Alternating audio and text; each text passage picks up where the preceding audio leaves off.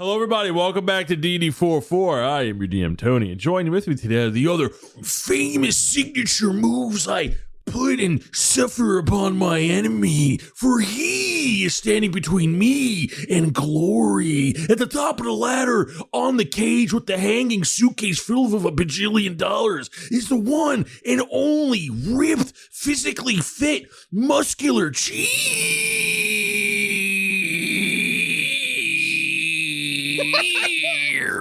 Oh yeah, brother. Wow. Myelin reporting in. And so my favorite wrestling move was the Stone Cold Stunner. It's a classic. It's one of the greatest. So Dan, throwing it over to you. What do you got? Hello, everybody. My name is Dan. I play Boram DuMarais, your bog frog artificer, and I'm the 619 of this podcast. Mysterio's high flying. Yes, thank you. He's my favorite, so I was like, I'll just go with Rey Mysterio. I don't know wrestling moves very well, but I know Rey Mysterio. We're gonna pass it off to someone who probably knows a lot more than I do on this subject. Alec. Yeah, my name is Alec. I play Kaz'il Amberleaf, and my go-to wrestling move is the one, the only, the People's Elbow by Dwayne "The Rock" Johnson. It's a classic. Love it. It's a great move. Hell yeah. What about you, Kyleigh? I'm Kyleigh. I play Vivien. I don't watch wrestling. All I know is Matt Hardy. That's it. My choice comes from Google AI overview, and I'm picking the Frankensteiner because I read Frankenstein this year, and I like that. So that's probably pretty good. How about you, Tony? I'm going with the VIP, the one and only Mankind, McFoley, with the mandible claw performed by Mr. Sacco himself. It's a good one. You know what? Now that I think about it, Kylie's gotten us into some animes. We need to get her into wrestling to just like even out the balance. You know what I'm saying? Trade up. We watch WrestleMania together. They're basically like buff anime girls. Yeah. It is required that if you were going to play a villain in Dungeons and Dragons, you need to watch wrestling. I guess Vivien's getting a villain arc. Here we go. Yeah. Oh, who was that by? Who presented that option? Who do you think? They're just stealing the wheel. Marcus, this is their third time on the wheel. Yeah, Marcus Kendrick. Was not. I don't know if that's the actual. Marcus Kendrick. Julian Marcus Kendrick, brother.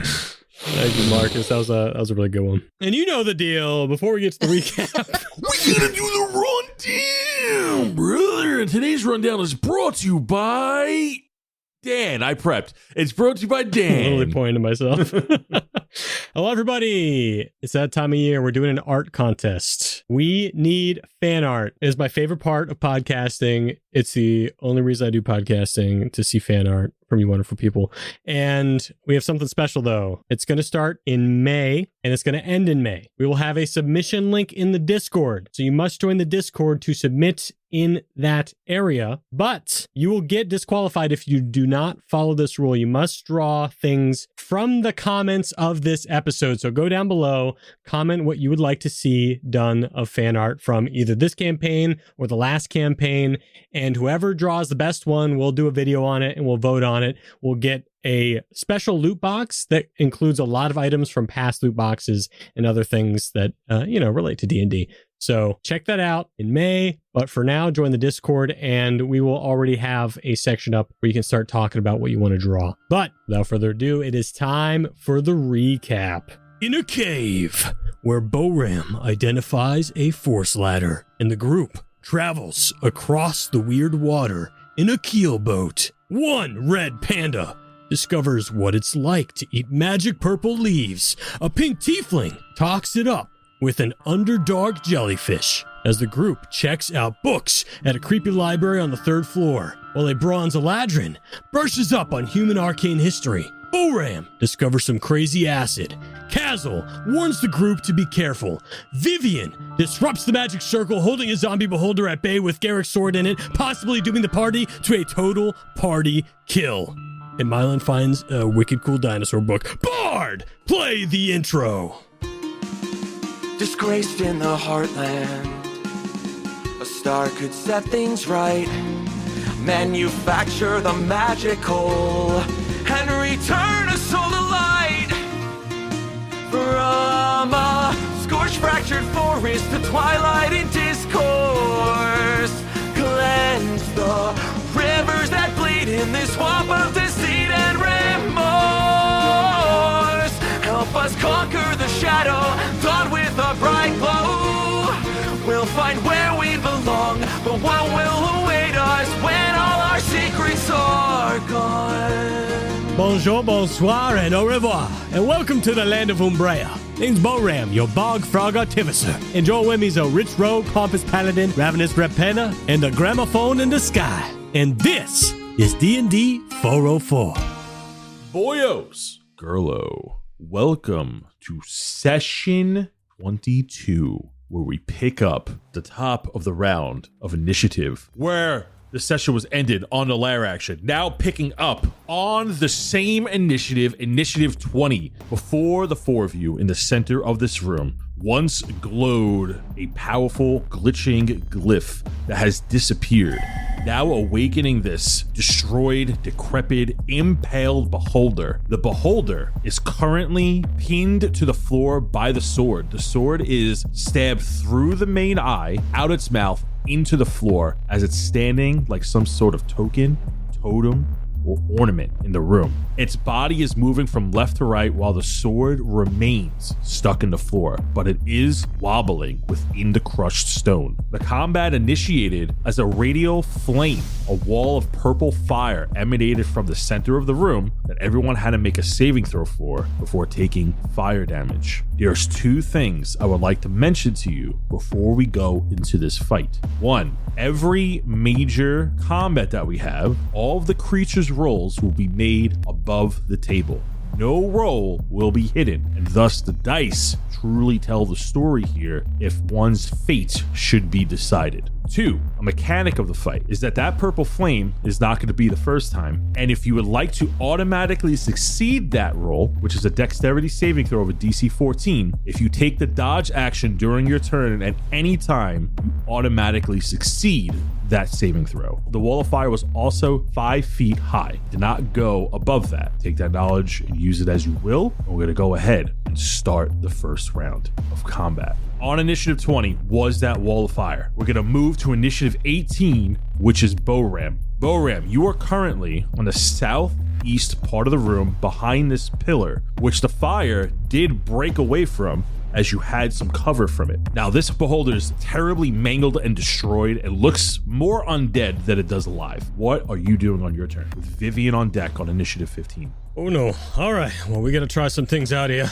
Vivien, try and get back as I go 10 feet out past my pillar, and I'm going to cast in a 30-foot line past Vivien a Tasha's Caustic Brew, and it will have to make a dexterity saving throw or be covered in acid. It rolled a 6. It does fail, so it is covered in acid. It'll start taking acid damage on the start of its turns. And I'm going to move back behind the pillar after shouting that to Vivien. And since I don't think I have any bonus actions I can even do, as that was my last spell slot and I'm out of Misty Steps, I will end my turn. Oh. Moving to initiative 15 as this thing is now covered in acid. As it begins to burn and the skin begins to melt away, it's foul, as if 1,000 dead rats have been melting away and rotting over years. Vivien, standing only 10, 15 feet away from this throbbing ball of meat with a sword sticking out of it, what are you doing? Vivien's gonna heed Boram's advice and go, yeah, sure. But before she runs away, she's going to take her bow, aim it at the beholder, and try to shoot it. Got a 20, not a nat 20. Hits. And that is going to do 6 points of damage. I'm going to run back 15 feet towards where Boram was, so that's southeast. And then I'm going to use my hide action as I get around the pillar for another 7 feet around where Boram is. You will now run behind the pillar. This pillar does provide full cover. As we move to initiative 14, which is the beholder. Just before the beholder goes, it's going to take 3 acid damage.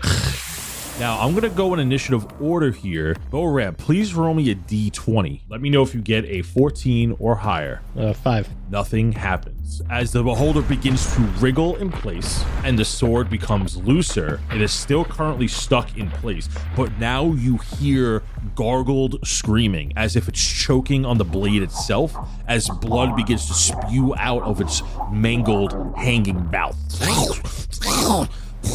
as it begins to shake in place. We're going to move to initiative 13.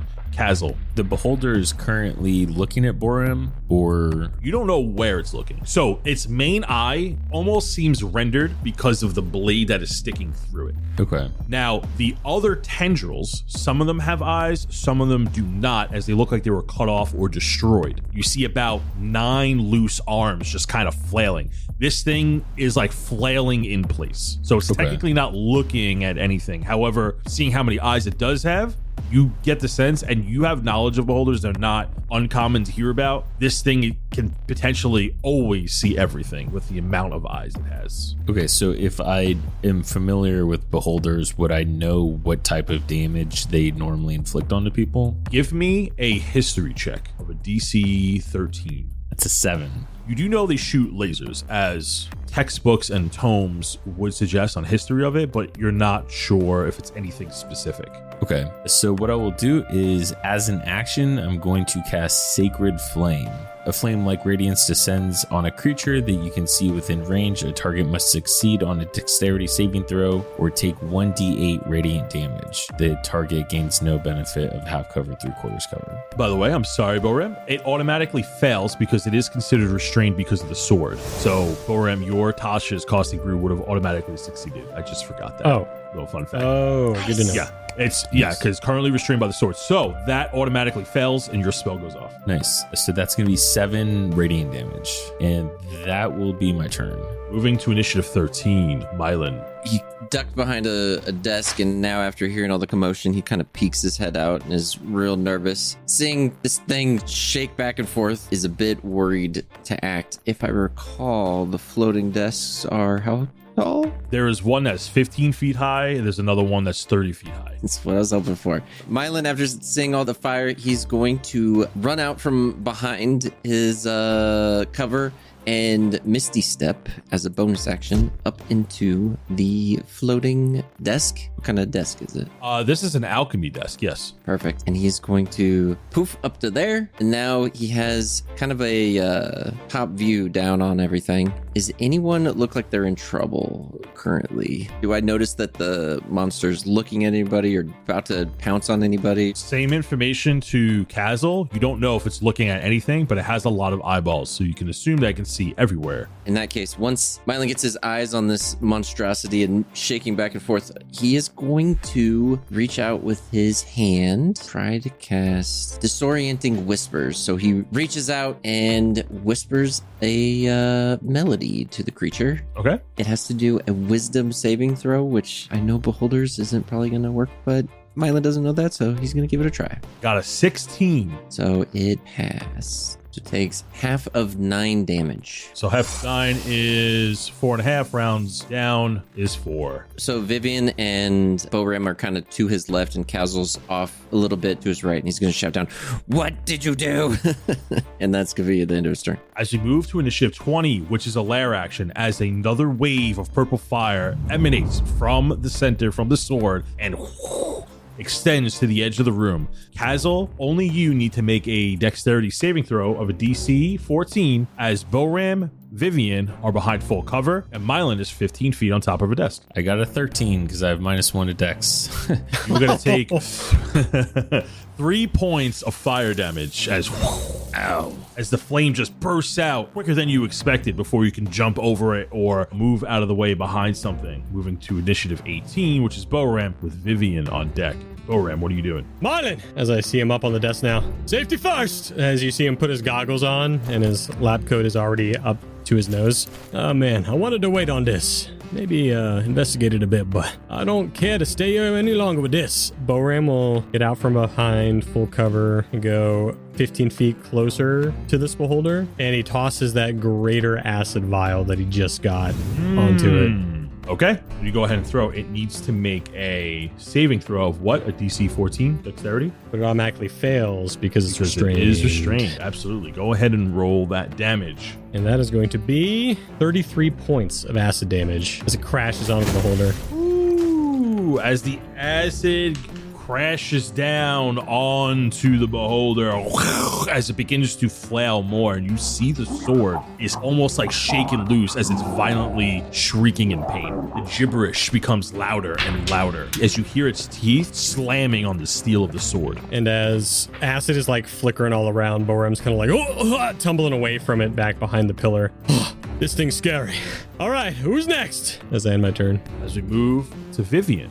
Vivien's just gonna grumble under her breath. Safety? What the heck is that all about? Now, for my sneak attack, since I'm behind the pillar, do I pop out briefly so I can aim my bow? Absolutely. So she's gonna pop out 8 feet towards kind of the west part of the pillar, southwest. I'm going to use my short bow to attack the beholder. I'm about 30 feet away. I got a 17 and a nat 20. Ooh, natural 20. So you know the rules with the crit. You get the full damage of the weapon plus whatever you roll. So a short bow, if I'm not mistaken, is 1d6 damage. Damage is 3, and my sneak attack damage is 11. And because it's a crit, I get max of everything else, plus my 2 dexterity, which, thanks to everybody adding, is 36 points of damage. 34 points of damage. 34 points of piercing damage as the arrow pierces into the eye of the beholder. What else are you doing on your turn? Vivien's really hyped from that. She's gonna scoot right back in using the hide action as her bonus action. As we move to initiative 14, the beholder takes 3 points of acid damage from Tasha's caustic brew. Oh wait, you have to roll, right? Oh, yes. As it takes 5 more points of acid damage. 5 points of acid damage. As it's burning, it loosens from the hardened marble crushed beneath where the sword is stabbed, and it floats into the air as the sword now is spinning within the body, and it begins to look around as it looks almost moving erratically as if it was scared. It's looking left and right, and then the tendrils are trying to look and scan the room as it's sharply turning, looking and checking its corners. Vivien, roll me a d20 and let me know if you get a 14 or higher. 15. You are now going to roll me 1d4. 2. And one more time, roll me a d4 as there's 2 available targets. 1 and 2 is Kaz'il, 3 and 4 is Myelin. No, Wait, what? what is that me? What the frick? This is all on you, Vivien. 1. I'm sorry. Kaz'il, as one of the tendrils looks around the room, one of the eyes open from the creased goop, once keeping it shut, pops out and shoots a beam at you. You're going to make me a Constitution saving throw of a DC 14. 11. You fail as you are now paralyzed, as you almost freeze in place and your sword drops to the floor. At the end of your turns, you can roll another Constitution saving throw with DC 14 to become unparalyzed, and this lasts for up to a minute, which is 10 rounds. We are currently on round 2. It is then going to move 20 feet into the air and closer to the southwest part of the room. Myelin, you are 5 feet below it as you are on this floating desk, and you see this ball of flesh with the sword still through the eye and coming out of its mouth as it's like almost on your level as it's approaching your area. And we are now moving to initiative 13, which is Kaz'il. Kaz'il, go ahead and make me a Constitution saving throw with DC 14 or remain paralyzed. 21. You are no longer paralyzed, but you do miss this turn because it happens at the end of your turn. As we move to Myelin with the lair action on deck, what are you doing? I guess free action. What is on the desk that I'm standing on? A bunch of vials filled with liquid with blueprints you can't understand. Oh, no. I look down at the ground. My feet kind of shuffle around with the paper kind of loose beneath my feet. And as I do that, I realize, oh, wait a minute. I have something in my back pocket. And I take it out, and it's a scroll. And it's the ice knife scroll. And I'm going to chuck it. Well, you need to cast it. Yeah. Now, you need to make a check here. I have to make a check? For scrolls, you have to make an intelligence check first to pass based on the level. You have your level 1 ice knife. So go ahead. You're going to make me a intelligence saving throw of a DC 10. 21. You are able to cast a spell, Ice Knife. You create a shard of ice and fling it at the creature within range. You make a ranged spell attack against the target. On the hit, it takes 1d10 piercing damage. Hit or miss, the shard then explodes, and each creature within 5 feet must succeed a dexterity saving throw or take 2d6 cold damage. Go ahead and roll to hit. Myelin takes out a scroll and he has to sound out some of the words.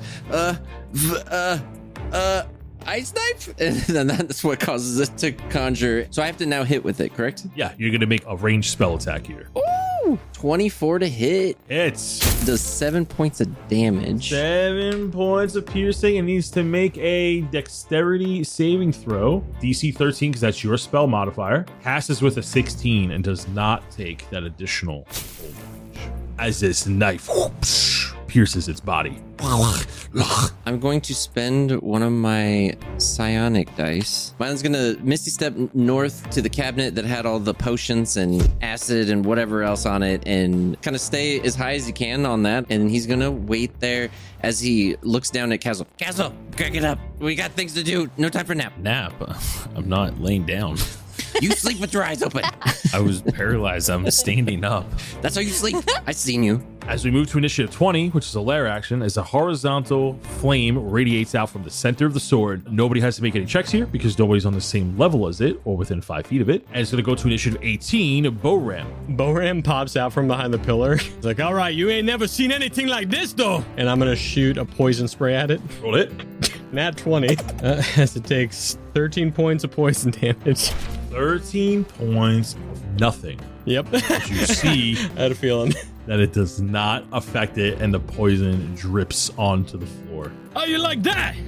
Oh shit, this bad. Vivien, run!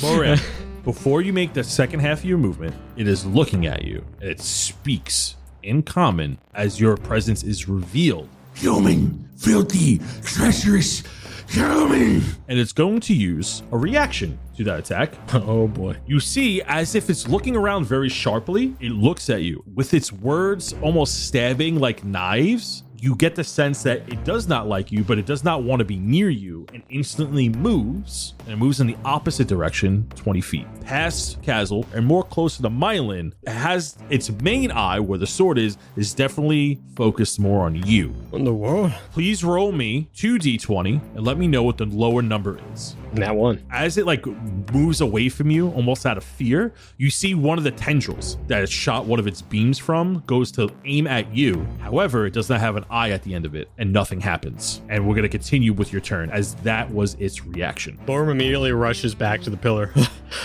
Vivien, you catch that? Strange. Is that in my turn? Moving to Vivien on initiative 15 with this beholder on deck. Vivien's grabbing the pillar in disbelief and goes, "What the hell is that?" I don't know. Lucky though. Yeah, no kidding. This pillar's not too safe anymore. And she's gonna do another pop out sneak attack. Go ahead and make a shortbow attack with advantage. 17 and 5 will go 17. 17 hits. 17 plus 2 from dexterity. 19 points of damage. What else you doing on your turn? And again, like before, she's gonna hide pop back into the pillar. Vivien and Boram hiding behind the column. Interesting. As we move Great strat. back to the beholder, Kaz'il, please roll me a d20. Let me know if you get a 14 or higher. Is it its turn? It is. It takes 7 points of acid damage. I got a nat 20. Well, criticals don't really matter, but it's going to shoot a ray. Roll me another d4. 1 and 2 is you. 3 and 4 is Myelin. A 1. That is you. So now roll me one more d4. Not me. Another 1. Roll me a Constitution saving throw with DC 14. 22. You are not paralyzed, and this ray no longer affects you moving forward. Nice. Haha. You see the one eye's looking at you, and then with almost like lightning speed, this giant ball of flesh with a sword sticking out spins and barrels towards Myelin in his direction, almost using its body like a spinning top with the sword coming out on both sides, and it's going to attack Myelin. Whoa, with a 10 as it crashes into the shelf, and you see the wood begins to like snap in place as all these vials fall to the floor. The base of the shelf, you see all this like acid begin to corrode the floor around the shelf, and you see a gas begin to rise up within its spot. I need a couple of green circles here. The light green is melting acid around it on the floor, as the dark green circle is a bunch of gas also on the floor slowly rising up. we're going to move to initiative 13. Kaz'il. I would like to pick my sword back up since I dropped it. And then I'll turn and I'll look at the beholder. And I'm going to go ahead and cast another Sacred Flame. So it has to make a dex saving throw of a DC 13. Fails with a 2. So that is another 6 radiant damage. Awesome. As we move to Myelin. Myelin, you are in melee range of this thing. It is right in front of you. Its teeth are chattering on the blade. As its big eye, although you do not see an iris, you feel like it's staring right at you. This thing looks like it could swallow you whole if the bloody blade was not blocking its path. What are you doing? Myelin is like, no, hang on, and then runs away. So what kind of opportunity attack does he? He's gonna. You see that he spins in place as the blade whirls around you with a 15 to hit. You're going to take 7 points of slashing damage as the sword grazes your body as you leap away. You are then going to take 1d6 bludgeoning damage as you jump 15 feet onto the floor. If I do a reaction, I could still do a spell, correct? Not if it's a leveled spell. What's the reaction? It's my feat, so this should work. It's called Psychic Backlash. Immediately after a creature you can see hits you with an attack, you can cast a reaction and expend 1 psychic dice, so I'm down to 1 still. I roll it and I reduce the damage equal to 2 times the number rolled. Absolutely. You can use a reaction to a reaction as long as you hit those prerequisites. Just so you know, you get your reaction back at the beginning of your turn. So you would not have another reaction till it's your turn again. So I rolled a 5. So I get 10 absorb damage or something like that. Yeah. So you absorb the whole blow as it spins in place. You do not take that 7 points of slashing damage. But as you jump away, you did fall 15 feet. For every 10 feet, you take 1d6. So you can take 1d6 bludgeoning damage here. And it's going to be 2 points of bludgeoning damage. There is a second part to the thing. In addition, you can force the attacker to make a wisdom saving throw. On a failed save, the attacker takes the psychic damage equal to that number that I reduced. 14. He passes. Now Myelin is on the desk. He looks back at the beholder, sticks his arm out, and casts shatter on the puddle and everything that's down below, hoping to splash up some of that acid and rock and everything at this beholder. What's the damage radius of shatter? Glad you asked. It is 10 feet. So he's above it. He's floating 15 feet in the air. Okay, how about this? I cast it on the blade that's sticking in his dang mouth. Sure. Hey, awesome. All right. It must make a constitution saving throw. Rolled a 15, so it passes. So he'll take 20 points of damage, halved. He takes 10 points of damage, and you see that the sword that you casted it on shatters in its mouth. And you see that the thing almost does like a backflip in place. And then you start to hear some laughter coming from the thing. Your eyes lie to you. And it shrieks in a terrible glass-shattering pitch as you begin to see some of its skin begin to reform, almost as if it was healing. I sit there in astonished at what just happened, mouth agaped. As we move to initiative 20, there is no purple flame that emits because the sword is destroyed as its hilt falls onto the floor just outside of the acid. As you see the bits of metal begin to fall out of its mouth. With its broken jaw, bloody mouth, you now see its eye roll back into place, and you see this stabbed iris that is gushing open. However, it is now looking around, and it clocks Kaz'il, it clocks Myelin, and then you see it looking at the pillar where Boram and Vivien are hiding. Myelin, what did you just do?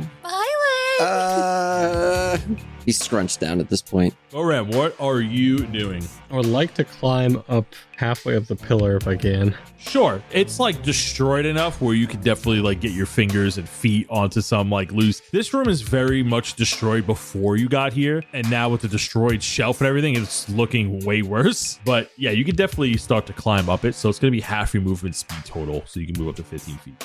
Oh, all right, I'm gonna try something crazy. Give me a sec. And Boram goes around to the north side of the pillar and climbs up 15 feet, so he's on the same level as the beholder. Okay. Why? And because I cannot think of anything else to do, Boram sticks the ladder sideways against the pillar, aimed at the beholder, and goes, "Italy!" and extends it 60 feet. Oh my god, dude. Tell me it's like just a shotgun that just went off. I just don't know how to rule this because that totally works like the way he does. That might be the best thing you've ever done. Maybe. I don't know yet. That's pretty great. Before I make a ruling, I'm going to look up Wall of Force because a Wall of Force makes a 10-foot wall, right? What happens if you use Wall of Force in a 5-foot corridor? Me in that position, I would never fucking think about that. That's crazy. Boram, as you extend this ladder like a shotgun, the ladder shoots out as the thing is chittering on its teeth of its newfound freedom, now released from the sword.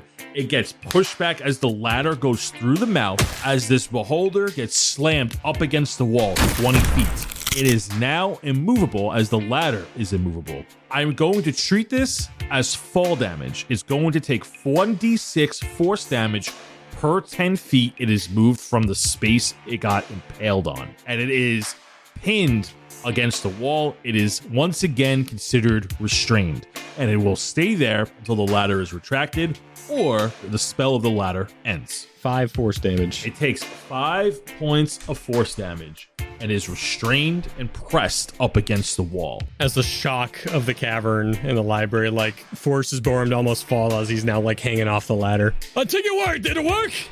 As dust starts to reveal what happened in front of me. Myelin's just got his hands over his ears. Boram, as you end your turn and move to initiative 15, Vivien, what are you doing? That was impressive, Boram, I gotta say. Was it? What happened? Oh, you got him. You got him, all right. All right, good. And Vivien's gonna run around the pillar. She's gonna go northwest, close to where Boram is grabbing onto, just on the ground. So about 16 feet around the pillar. Sneak attack again. Add the beholder while I can. 16 and a 7, so go 16. Yep, hits.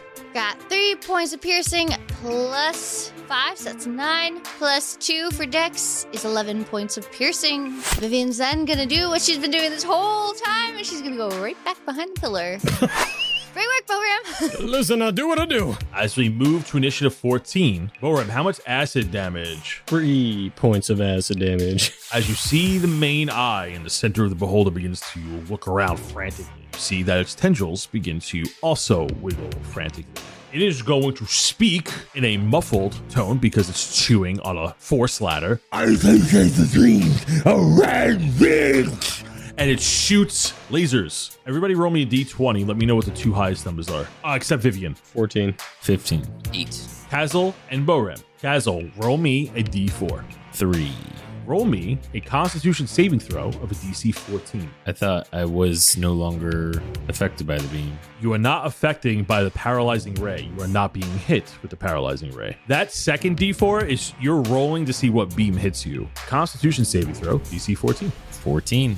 You pass as the innovation ray misses. I don't know what that does, but it doesn't sound good. Boram, you're going to roll a d4. Oh. Okay. Roll me a dexterity saving throw of a DC 13.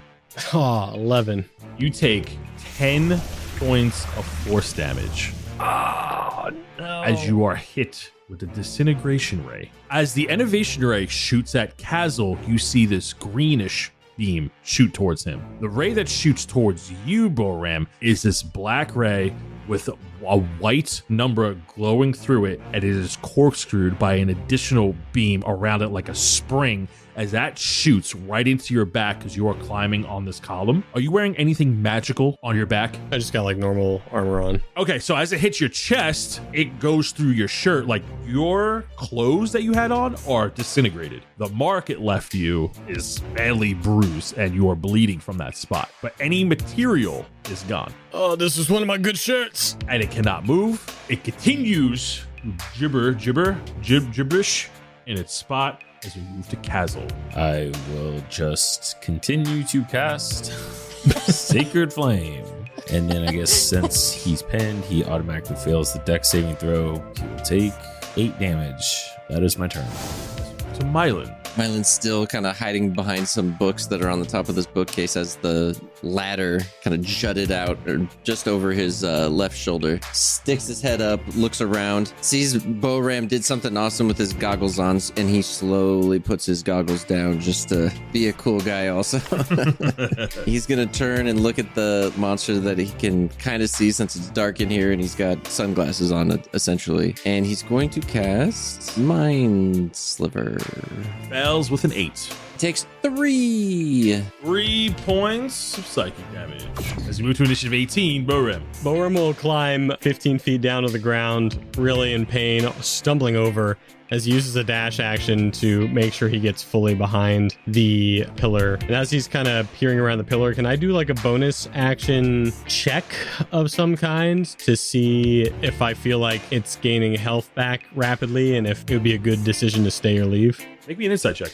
That is going to be a swampy 20. Although removing the sword did give it a boon of some kind, the sword was there clearly to restrain it, as you now realize only after it was shattered. Context clues, giant glyph that was fading in and out, sword impaled and directly in the center of it. It was definitely holding it there. Now, why it wasn't killed outright, you think it can definitely be slain. This body, the body of this beholder, looks destroyed and mangled, and that was before you started fighting, right? It was having trouble doing its basic functions already. Removing the sword definitely helped its cause, but given how badly injured it is from your acid that continues to rot it away and how much damage it's already taken, you do think you can win this fight. However, with a swampy 20, you're curious to wonder why it wasn't killed outright before, and you get the sense that something went through a lot of trouble to almost keep it alive. All right, Vivi, I think we got a chance, but it's gonna be a bit tough. Stay out of sight from me. Don't let her look at you, okay? Yeah, okay. Are you gonna be okay? I'm trying. As we move to initiative 15, Vivien. Vivian's gonna take that advice head on, and she's gonna do the same thing as before. I'm gonna pop out 10 feet northwest, and then I'm going to sneak attack. Nat 20, 24. Natural Wow. 20. Woo! Oh, wow. 26 plus 2, 28. Vivien, with 28 points of damage, what does this arrow look like as you make the final blow on this pinned beholder? Vivien pops out the corner, and she's looking the beholder dead in the eye from very, very, very far away, and goes, I don't know what Garrix is up to, but you're probably a part of the problem. Good night. And she's gonna launch that right into his eye. That arrow soars almost in slow motion as it whizzes past Myelin, whizzes past Kaz'il, spiraling like a Nerf football right into the center of the eye of the beholder, pinned on the wall as it begins to gush out blood as the eye almost pops in place. As you hear one final painful groan coming from this meatball of flesh.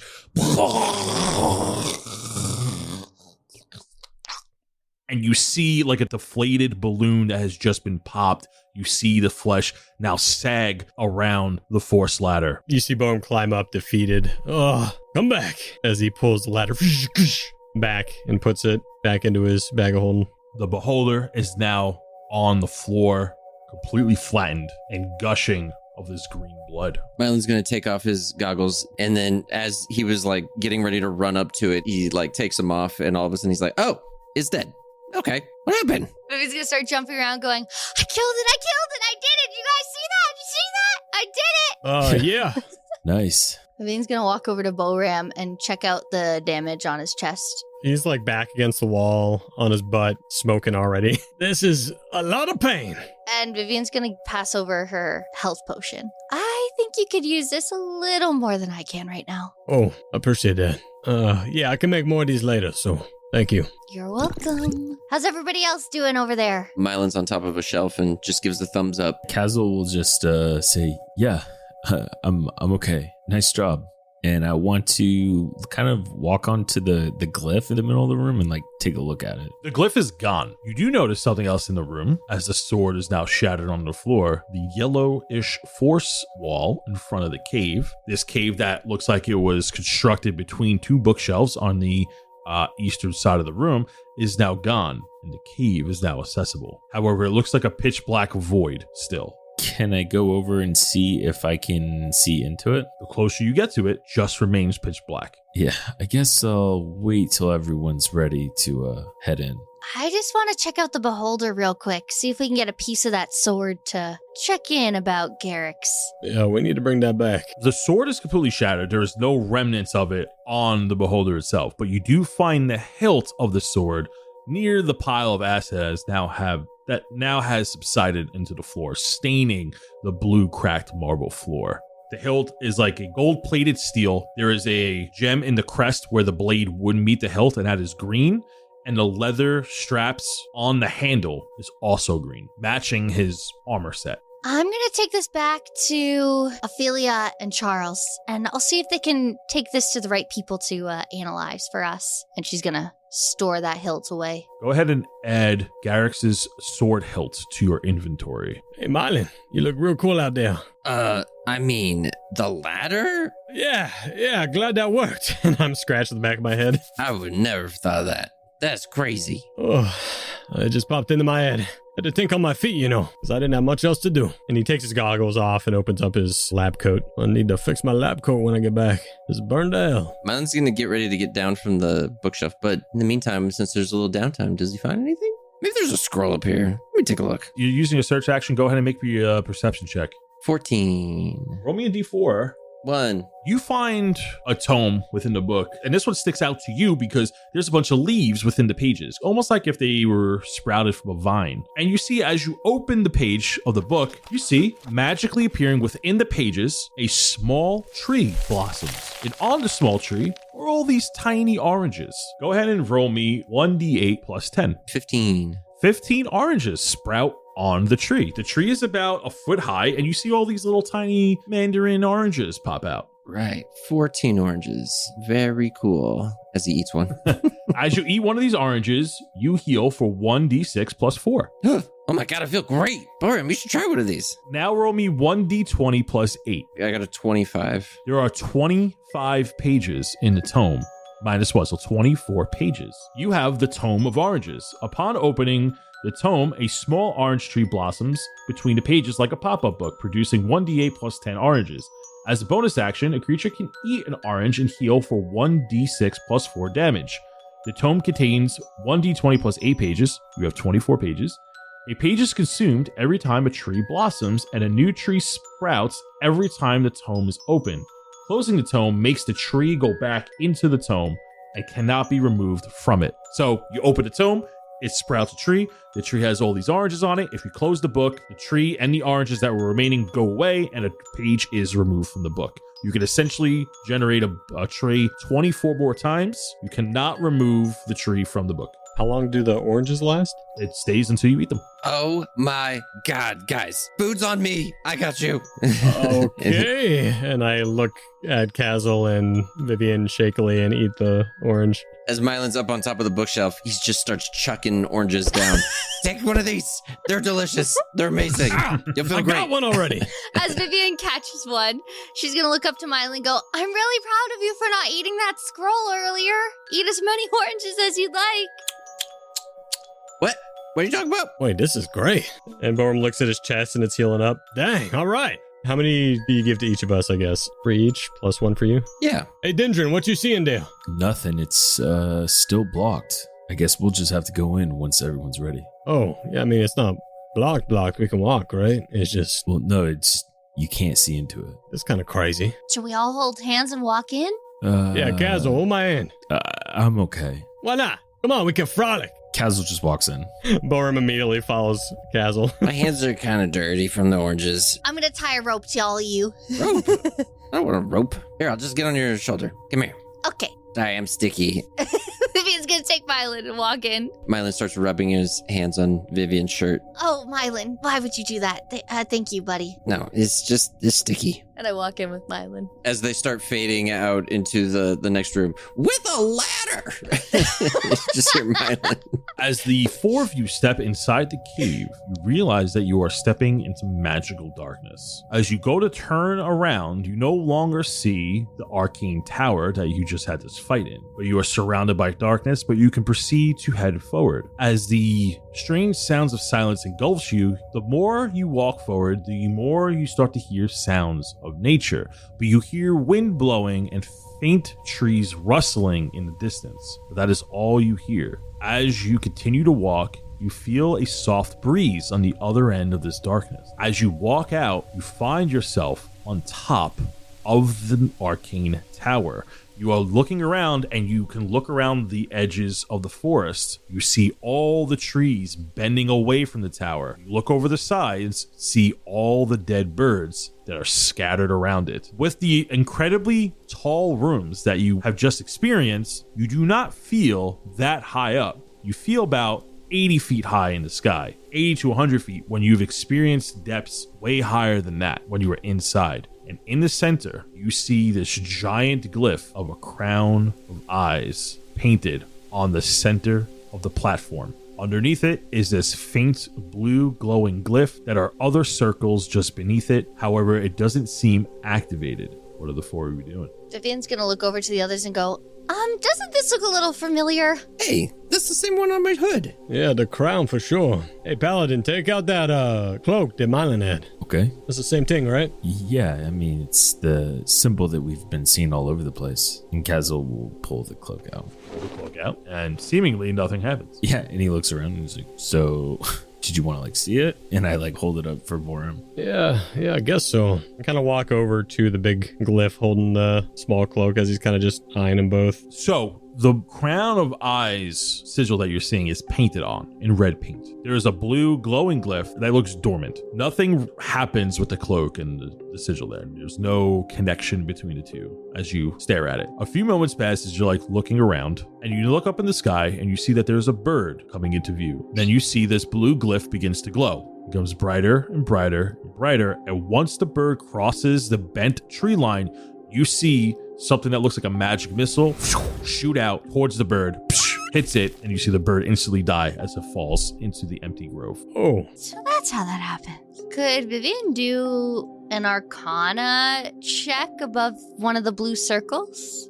She's just seeing if she can gather any information, any tells of what it could be. I'll give her a help action. Boram, I'm gonna try to look at this. Can I get your help? Already looking. Okay, I got a 10. You can't draw too much from that with a 10, but observing and reporting, it looks like a magical glyph of some type of defense. It's something flies over, it shoots this magic missile at it and locks onto whatever's flying overhead. This looks like some type of defensive magic. Anything that flies over, it kills or attempts to kill, which explains all the dead birds around the base of the tower. Boram would like to take out a cloth and just see if he can't rub some of the paint off of the crown glyph. You go rub it. You feel like you could rub some of it off. It is paint. And as I'm rubbing it, it doesn't seem like it's affecting the glyph at all. It's just... No, it's two separate things.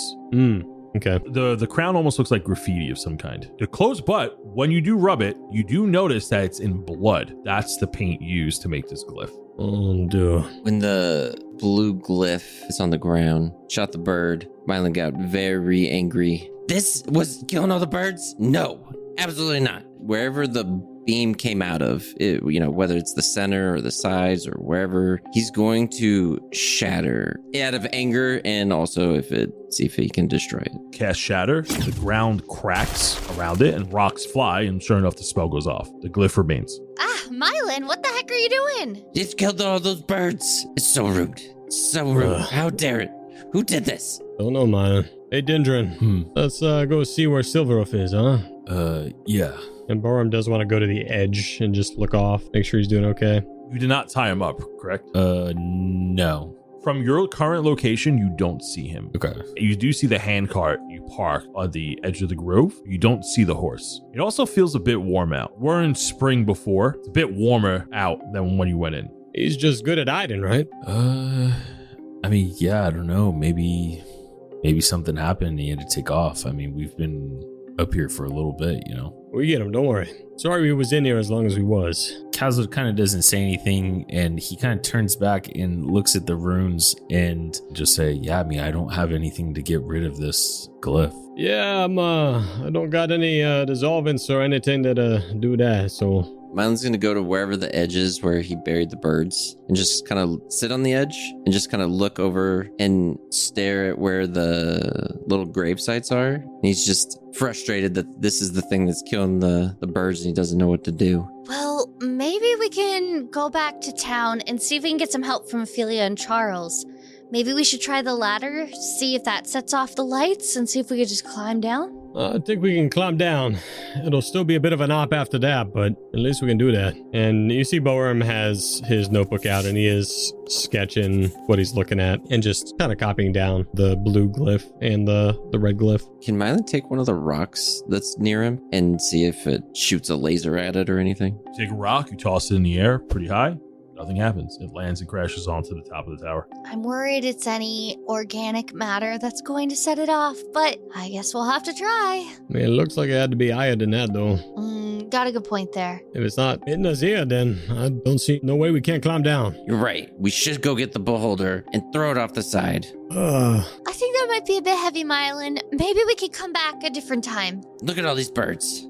We can try and come back later. Maybe the city can do something about this. As long as we let someone know. I could find a way to not reveal that it was us and get them to help. I'm gonna try one more thing, then we go. And Boram kind of like goes to the edge of the blue circle. He does reach into his lab coat, into the bag of holding. He pulls out 3 of those blue fragments and he kind of tosses them in his hand, and then he kind of just like plays around and sees if the blue fragments have any connection to the circle as I bring them close. There is no reaction between the fragments or the blue glyph. I don't know what you is, but it's a mystery. I wonder if there's any connection to the shooting star. Or maybe that sword or something. I don't know. Yeah, we're definitely going to investigate that. The second we get home, I'll send Charles and Ophelia to go investigate that for us. No, but does the sword work with this? Oh, that's a good question. Vivien will quickly walk up with the sword hilt and try to go test it out, I guess. Same thing. There is no reaction between sword hilt or the glyph. All right, it was a good test. Good idea, Myelin. She's going to walk on back. I don't want to spend much more time on that if it's going to shoot up and stuff, so...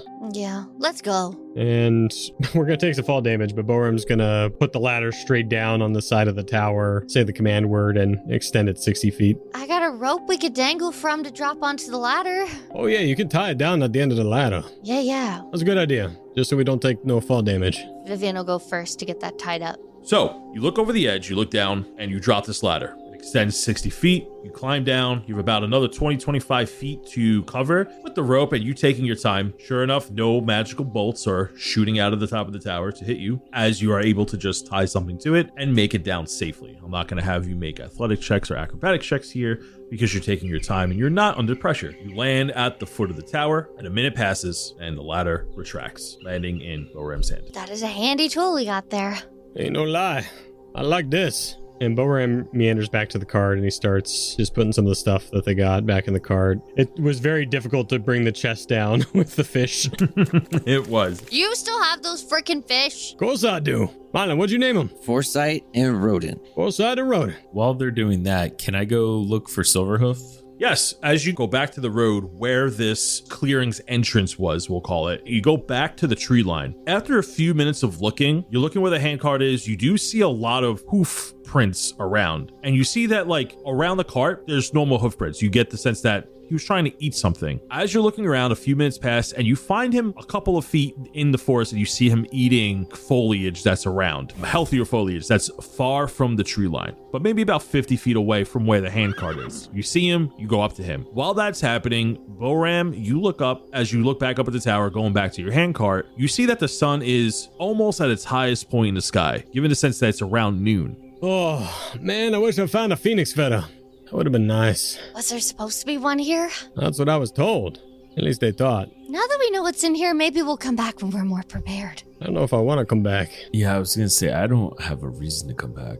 That eye dread might be nice, though. Maybe we go back in just right now, just for the eye dread. No, let's go, Boram. That's sure? enough. We're done. Nope, you have no more spell slots. You're right. We Let's should go back in there for strawberry. Strawberries never going to leave Myelin. And Vivien long cats Myelin and drags him away. Kaz'il, you found Silverhoof? Yeah, I got him. Yeah, let's get going. He walks over with Silverhoof and he hooks him up to the cart. Vivian's gonna plop Myelin down into the cart. Are we going home now? Yeah, of course. Would the four of you like to return to Boldaris? Think so. Okay. Just want to make sure I have a group consensus. Well, if they don't want to, they can stay here because Kaz'il and Silverhoof are Yeah. going back to Boldaris. So here's what's going to happen. The four of you are going to make your way back to Boldaris. You are going to camp throughout the woods, and we're going to do a little bit of a time skip. The four of you do level up to level 4. Oh, nice. Oh, dude. So nice. And you gain the benefits of that when you take a long rest, which you will. Myelin, you are still cursed, so you must make Constitution saving throws. We're just going to have you make you one at the start of next session when you arrive back at Boldaris. What is happening right now is that as you travel through the forest, it is a bit warmer. You feel the heat of summer pressing upon you. You begin to sweat a little more. Silverhoof gets a little tired just a little bit quicker. And you notice that the trees are around you in Rockhead Forest are blossoming more green than ever. You feel like it's full of life. You once again hear the wind rushing through these now thick, full, heavy trees, the rapping, rushing of water through the rivers. As you begin to track back to Boldaris, you begin to hear the sounds of bugs and critters alike scampering through the foliage. It takes you about 5 days to head back. And as the heat of summer sets upon you, as you once again feel the blowing breeze through your hair, as you are no longer cooped up in a dark tower containing a very evil and vile monster, that is where we're going to end our first arc. And we will pick up the second arc, arriving back at Boldaris. Wow! End The of arc. arc 1. End of arc 1. If I knew it was going to be the end of the arc, I might have done a different roleplay thing. But I guess that's for the after show, huh? nah, I'll do it next arc. At the beginning of next Yes. arc. First day. That beholder that does not have a name at this point of time was the arc boss battle. I killed it! Right. And I believe, not planned, I think this is also the same episode number we ended the first arc of campaign 1. I don't know if it was 22 No, I or think it was 23. 24. Was it 24? I think it was 22. I think it was Was 22. it? I don't know. I think I don't it know. was. Okay, we'll double check. We can double check right now. Episode 22. Look at that. Tony knows his shit. Not planned, by the way. Also, nah, damn it. That one also ended at the beginning of summer. Oh, man. What am I doing? It's almost like you planned it. The story's so good, just tell it again. You know what I'm saying? Just do it again. If it ain't broke, don't fix it. Exactly. Mm-hmm. Does anybody have any recommendations? I do if no one else does. I started something that's not anime. New Girl with Zooey Deschanel. I'm finally watching it. It is Oh, hell yeah. such a slap in the face, but it is so funny. It's so good. Great show. I cringe Nick's the every best. episode, but it's man. amazing. Go watch New Girl if you haven't. Hell yeah. 10 out of 10. Give me cookie. I gave you cookie. Get a cookie. New Girl's a great wreck. That's an awesome one. Never seen it. I've seen clips. First, you haven't eaten Taco Bell. Now you haven't seen New Girl. I'm living life. Schmidt is, I've been told I have Schmidt energy. 100%. Me too. Schmidt 100%. energy, dude. The first episode I watched, I was like, oh, it's Jared. Oh, just wait. Time to spin the wheel. It is.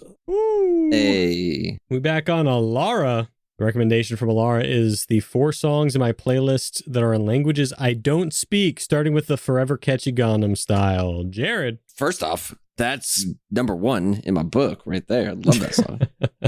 But what kind of goodbye we giving? Your best ladder in the mouth goodbye. Really hit you in the back of the throat. Woo-wee! Welcome back to another round of Patreon shoutouts. Y'all just sit back and relax as I read out these names. The Bloodshot Bandits are first. I heard this secret group once assisted some mighty heroes back in the day when a Christo was trying to take over. Some people say this organization still works in secret to this day, but I gotta see it to believe it. If you do exist, then come by my place and I'll give y'all some magic items. Artemis the Fighter, Guardian of Kemi-Jo, Hunter, Scala, Gentleman, and Adventurer, the Give Gunslinger Alistair Jacobs. I don't know how to do a British accent, sorry.